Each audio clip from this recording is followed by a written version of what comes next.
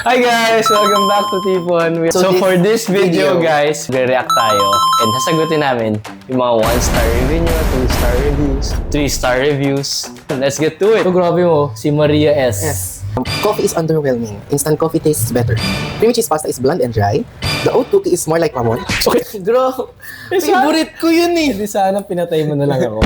The only thing good is the adobong corn. May positive pa rin, di ba? Kahit pa pa. Hindi kayo sanay kasi yung beans namin is medium roast siya. Yes. Marami ibang coffee shops like sabihin na natin yung Starbucks, dark roast siya. Mas nandun yung parang lasang burnt.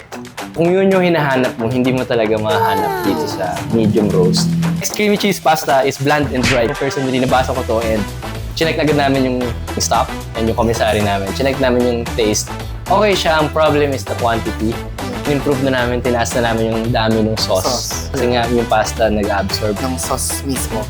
Oat cookie is more like mamon. Sa dati, kaya niya parang matigas na parang dry. So, nag-improve kami ng recipe na medyo soft na siya ngayon. Yung iba naman, gusto matigas. So, baka yun yung nagustuhan ni Maria S, matigas na oat cookie. So, sa amin naman kasi medyo soft na siya. So, the only good thing is adobong konyo. So, thank you. Thank you po. Thank Pero you, yes, heart. tama yan. Good. Yes.